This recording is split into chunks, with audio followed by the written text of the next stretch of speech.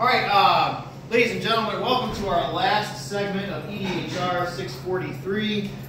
Today we are doing our culminating experience, and very proud to be done. And so today we're going to talk about leadership styles.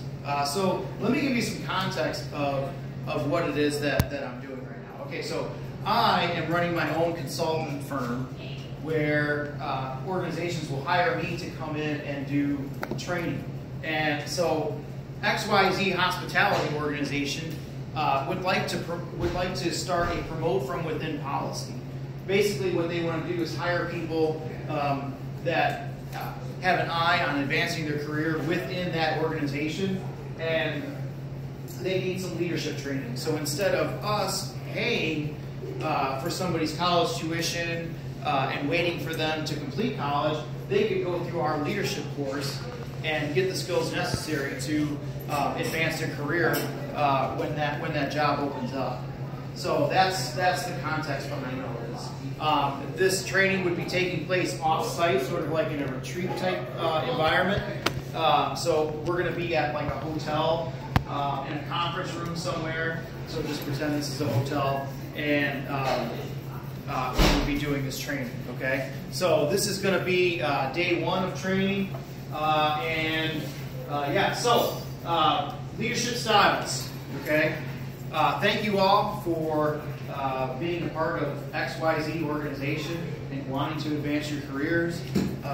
So today I want to talk about leadership styles. Okay. Specifically, I want to talk about autocratic and democratic leadership styles. We'll get into a lot of the other ones as we go along, but for right now in this module, I just want to talk about autocratic leadership and democratic leadership. So autocratic, sometimes we call those the authoritarian leader, and then we have the democratic, or we call that the participative leader. All right, and we'll talk about what those mean in just a second. Some of the research on leadership, and I probably should have made these into bullet points, but so in 1939, a group of researchers led by psychologist Kurt Lewin set out to identify different styles of leadership. Okay. Now, instead of me reading this whole thing, why don't we go around the room and one of you just take a sentence? Okay. So Tony will start with you, and you'll start with while further research has. Okay. So why don't we just go around the room and we can read it out loud to each other instead of just hearing me read that verbatim. Okay. So let's go ahead and do that now. So go ahead, Tony, take us away.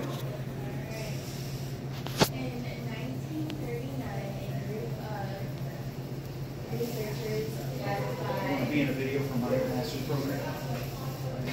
Now, you got 20 minutes? Okay, grab a seat. Yeah.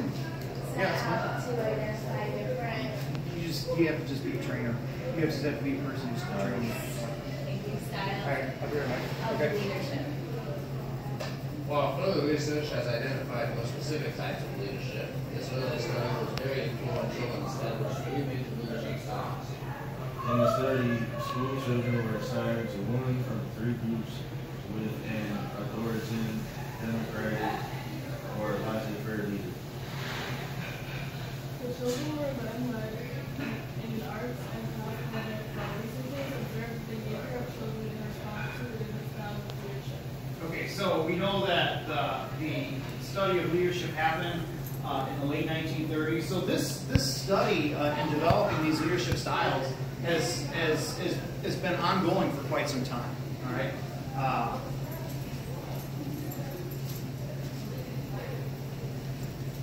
So an authoritarian leadership, or what we call autocratic leaders, they provide clear expectations for what needs to be done, when it should be done, and how it should be done.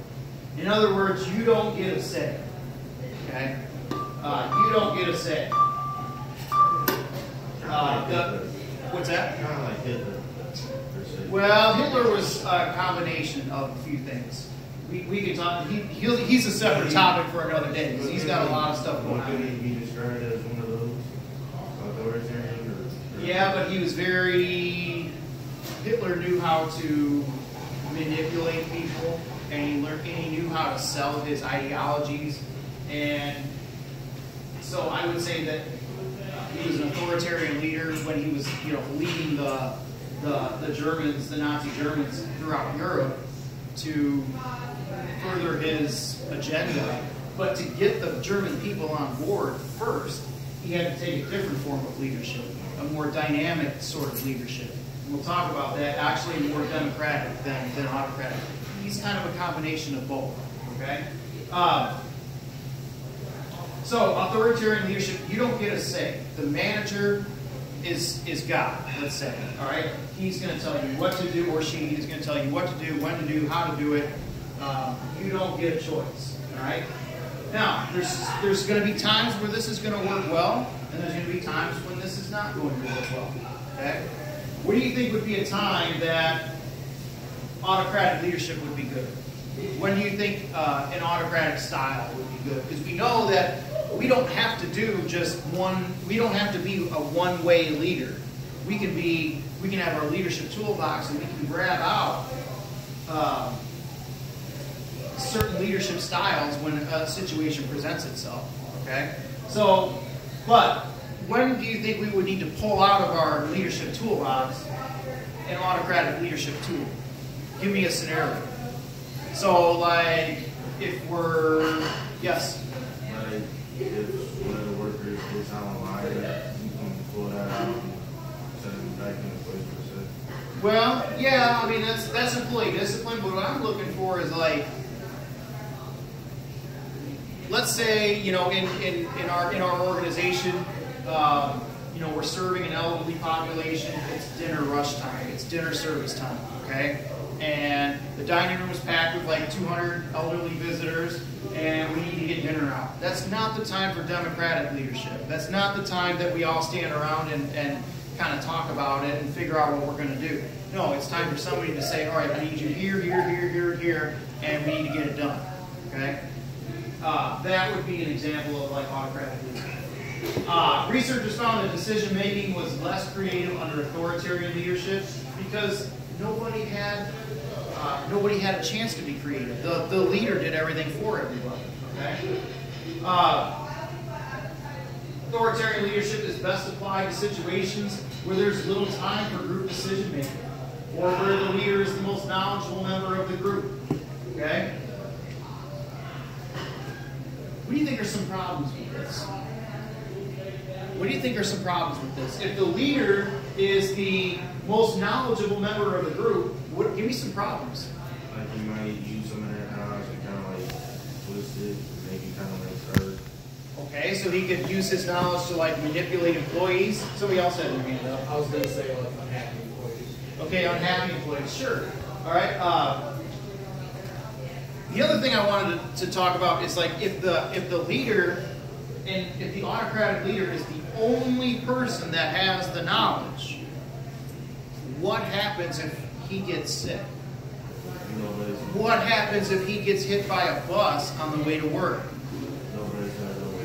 Things are going to fall apart, right? So because the autocratic leader doesn't delegate, he's God, so to speak. If he's absent for some reason, if his kid gets sick and his wife makes him stay home to watch the kid, what are you guys going to do? Nobody knows what to do because the leader knows what to do. So there's always a downside, all right? The good side is that you don't have to worry about making decisions. Things are going to get done, and they're going to get done promptly. However, when only one person has the control, if he's not there, the staff falls apart. All right? So we don't want that. Okay?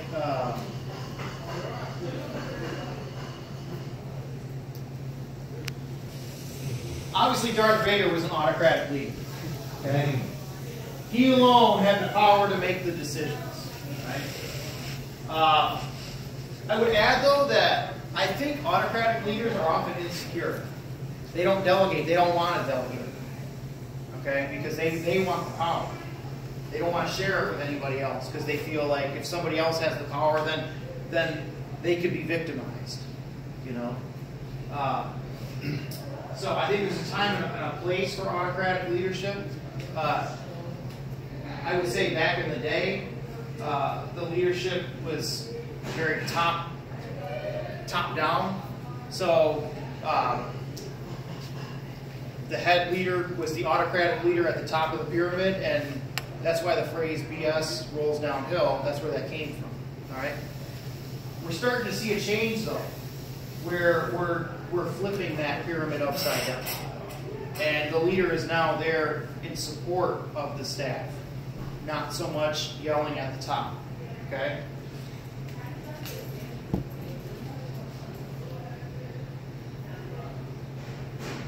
The other downside, I think, to autocratic leadership is that the workload for the leader is huge, because they're the only ones that know what's going on. They're there. These are the guys that you see that are there for 80, 90 hours a week. They're burned out because they think they have to do everything. And they don't have to do everything. They can delegate.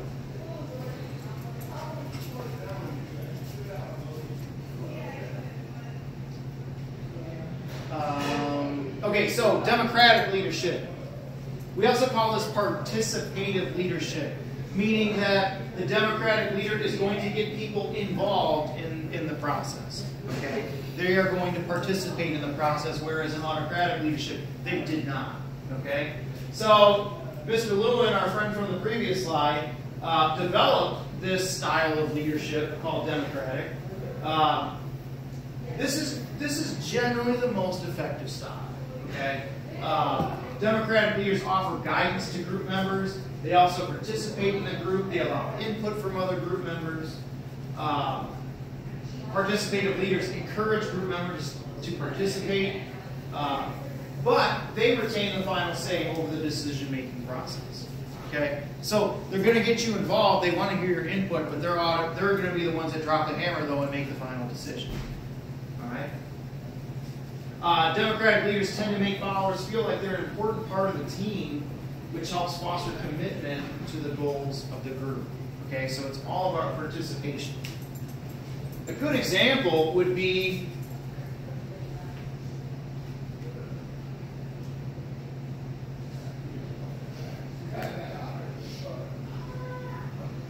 President Bill Clinton. Probably next to Barack Obama, probably one of the most inspiring leaders that this country's ever seen. Okay, besides maybe John F. Kennedy. Bill Clinton had a way of kind of schmoozing the American people, though, to get us on board with his ideologies. All right. The democratic or participative leader includes one or more people in the decision-making process. They maintain the final decision-making authority. And the only problem, though, is that when you get too many people giving too many opinions, it can be tough for the leader to make the final decision. Because if you're participating everybody and you make the final decision, somebody's going to go, wait a minute, that's not right, I don't agree. And then that's when you have to be more authoritarian and say, no, this is what we're doing. We made the decision as a group. This is what we're doing. Okay?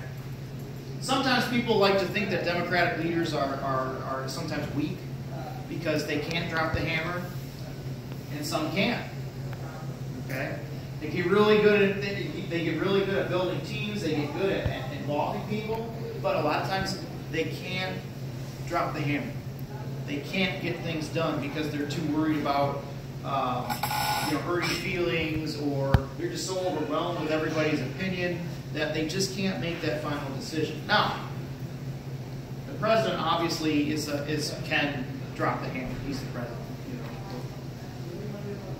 Okay.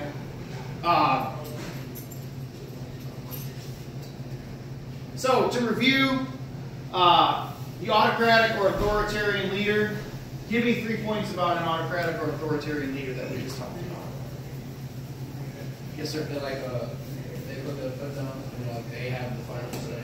Sure, they have the final say. What else? Another point. Yes. They're always in control of what to tell the company what to do. And everything. Good. Good. Mia, what do you got for us? Okay, that's okay. Lawrence, what do you got for us? They're basically the only ones that pretty much know everything. Yeah, they're the ones that know everything, sure. All right, maybe give me some bad points to leadership, to autocratic leadership. Yes, ma'am.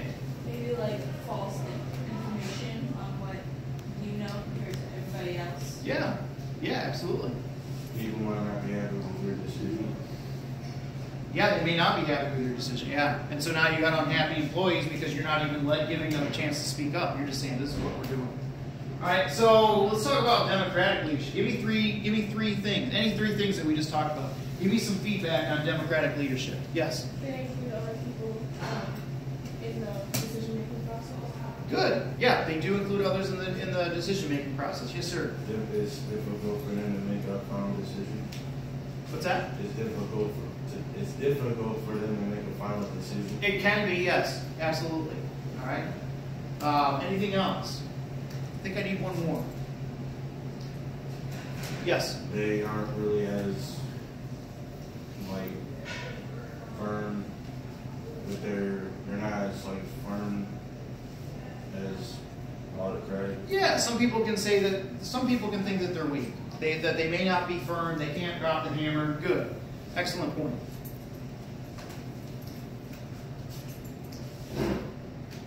So, let me ask you some questions. So, which leadership style do you think is the most effective and why? Let's just go around the room.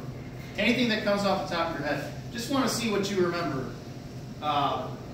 And how you can put that information, how can we make it, apply it to our lives. All right? Yes, ma'am. Democratic leadership? Because you can get other people's honest opinion about how stuff can go. Sure. better. Sure.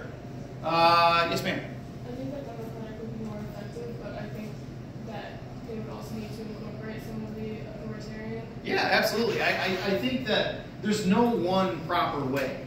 I think when we're talking about leadership, we use this term, the leadership toolbox, because we want to be able to reach in there and grab out the style of leadership that's going to best fit that particular scenario. Okay, like getting dinner out on a Saturday night is going to require more authoritarian leadership. But talking about the menu that we're going to offer on Saturday night may require more democratic leadership. Okay. Which side do you think is the least effective? Yes. I think authoritarianism is the least effective because you basically just tell everybody to do this and this, but they might not like what certain says or something like that. Sure. Yeah. Absolutely. Yes, sir. I think democratic could be ineffective if you basically if you don't have the capability of putting your foot down, because then your employees might start to take advantage of that. Yeah, absolutely. That's an excellent point. They take kindness by your weakness. Yeah, absolutely. What leadership style best describes you? And here's one point that I wanted to make. Realize that all of you are leaders in some capacity. All of you are leaders in some capacity. And you may not think, come on in. All of you are leaders in some capacity. And if we even step out of this imaginary thing that we're doing right now, and we just take it back to you as being high school students, you're all leaders right now. In some way, shape, or form. There's a club you're involved in. There's a sports program that you're involved in. Something. We're all leaders. Okay? From the housewife that runs that house, somebody's got to run the household. Somebody's got to run the budget. Somebody's got to buy the food. Somebody's got to make sure that the family's not overspending. To maybe the person who's in charge of the volunteer organization that they belong to. We're all leaders in some way. Maybe it's the husband in the marriage relationship that is does more of the managing of the funds and things like that. The point is, somebody is in leadership, whether you know it or not.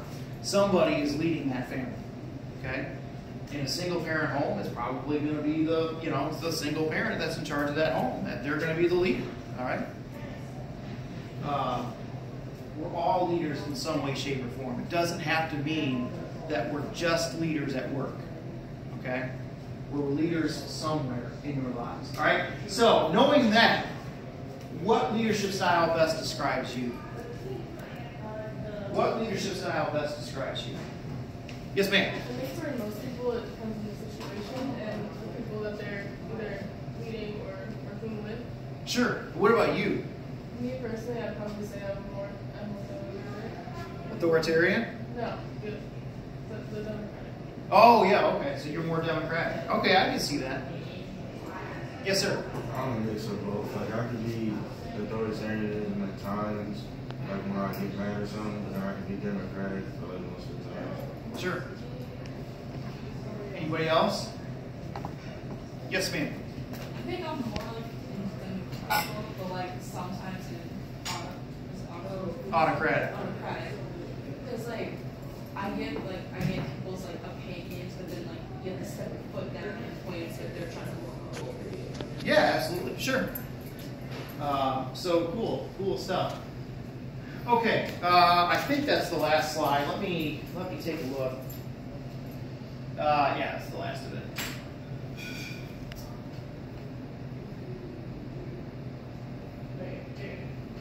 Okay, so I'm gonna get rid of this.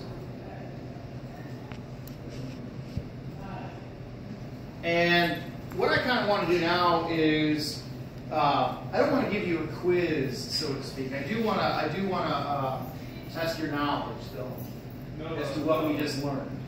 But I don't want to necessarily give you a written quiz where you just regurgitate all the information. We're here because you have your eye on another position of leadership within your organization, and you don't have to just spit back information to get to that level. What I need you to be able to do is take this information and apply it, so you can be a better leader and get that position and be able to fulfill the requirements of that position. So here's how I'm going to evaluate you. What I want you to do right now is I would like you to get in, there's 6 of you in here, so let's get in 2 groups of 3. And I want you to take a few minutes, and I want you to think about how are you going to take this information. I want you to tell me what you learned.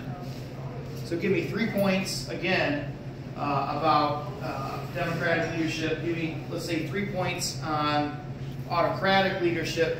But I also want you to tell me how are you going to apply this in your personal lives. All right? So I want you to break up into small discussion groups. Let's do 2 groups of 3. And I want you to talk about those parameters I just gave you. And then at the end of the time, we'll come together as a class, and you can kind of elect maybe one person to speak for your group, or if you want to talk yourself, that's fine. But the point is, I want us to discuss together what we just learned, because I want you to learn from each other as much as you're learning from me. Some hard data, some hard information off of PowerPoint. I want you to also learn from yourselves as well. Okay? So let's take a few minutes and again, tell me what you learned, and then tell me how you're going to apply this in your personal and professional lives. Okay? So.